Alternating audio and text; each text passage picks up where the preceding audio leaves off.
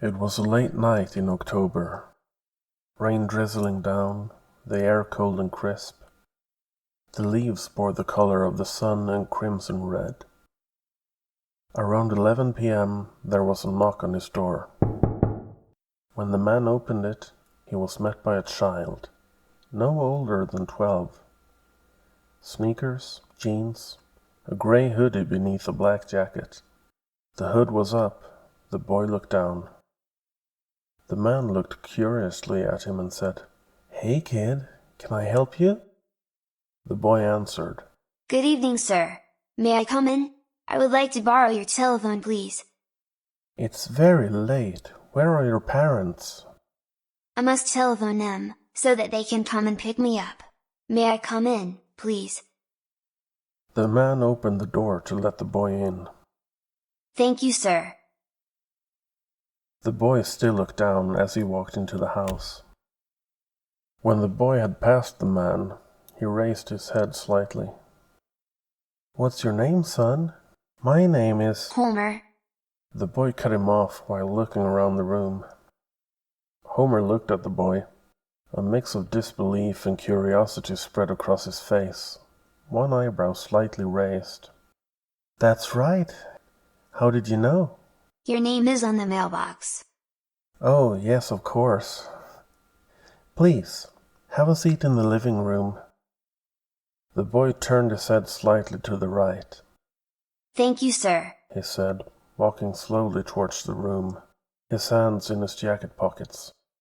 Homer looked the boy up and down, a slight smile tugging at the corner of his mouth as his tongue caressed his lips. He drifted toward the kitchen. Clearing his throat, he asked, "Would you like something to drink? Water? Maybe a cup of tea or hot chocolate?" The boy, now in the living room, replied, "I can't say no to hot chocolate, sir. Thank you." Homer, now getting comfortable again, raised his voice slightly so it would be audible across the floor. "It's quite cold outside, so hot chocolate is a good choice." He took out a ceramic mug with the text "Number 1 Dad" on it for the hot chocolate and a tumbler glass to pour himself a shot of whiskey. Homer looked over his shoulder just to check that the boy didn't see what he was about to do. He opened the drawer where he stored different drugs, took out a couple of pills of melatonin, and as he ground them up to put into the hot chocolate, he asked, "So, where do you live?" "I live some way away from here, sir. I'm not sure you've heard of it." The boy was walking along the wall on the far side of the living room when Homer walked in to join him with the freshly poured drinks. He stopped in the doorway, looking curiously at the boy as he held the glass in one hand and the mug in the other. "I've got our drinks ready," he said delightfully, with a smile across his face. The boy was silent for a little while, and then he spoke.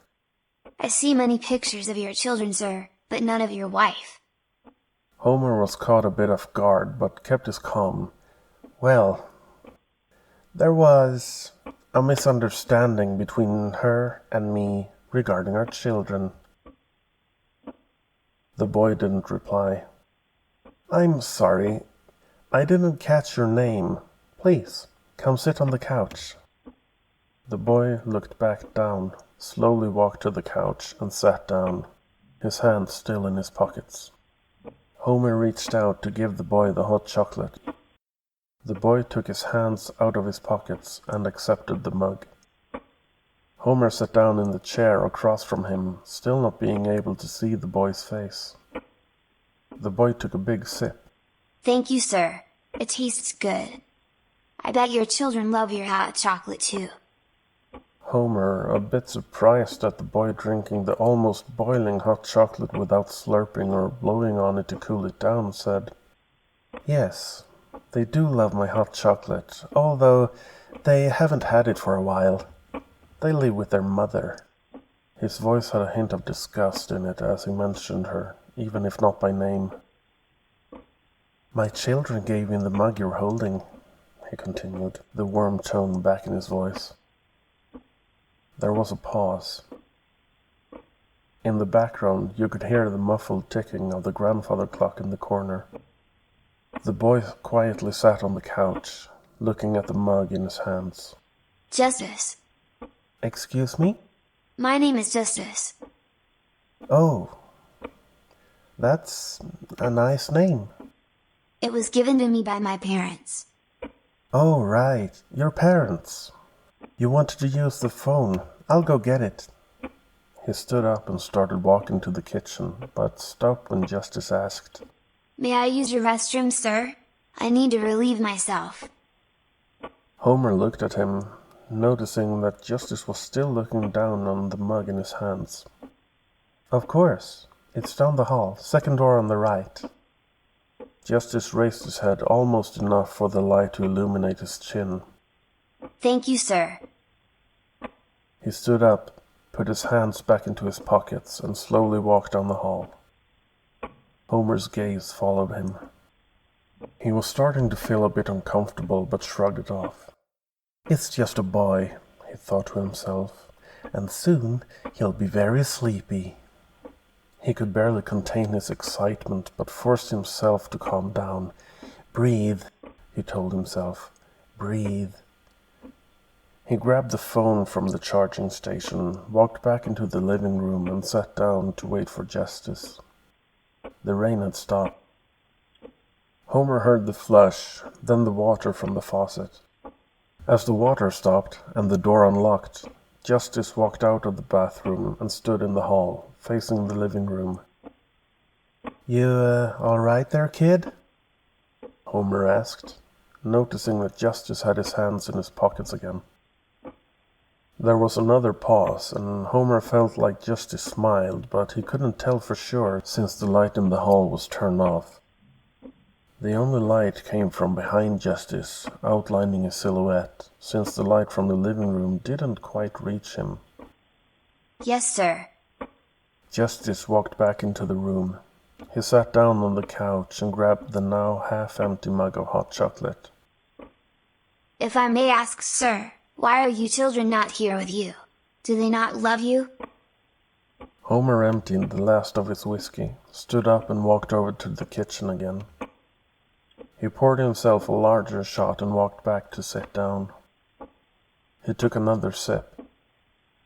He held the glass in his right hand and tapped nervously on his knee with his left.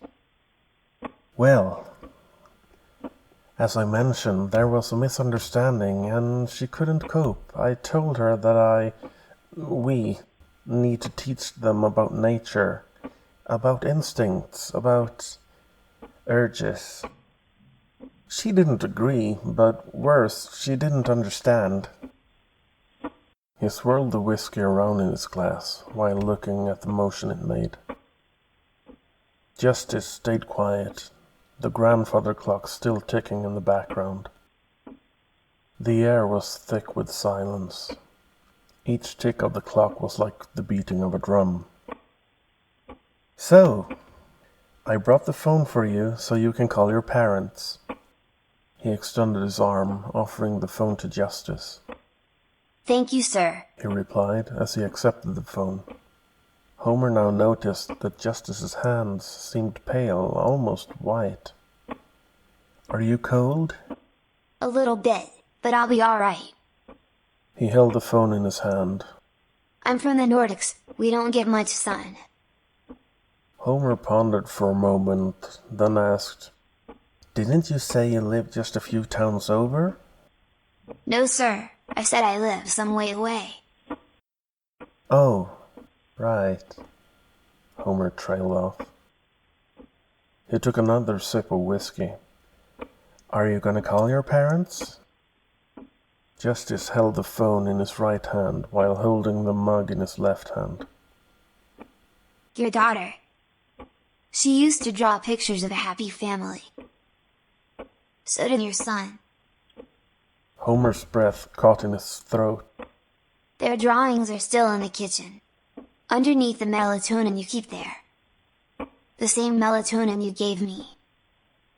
You've waited for someone to knock on your door for years.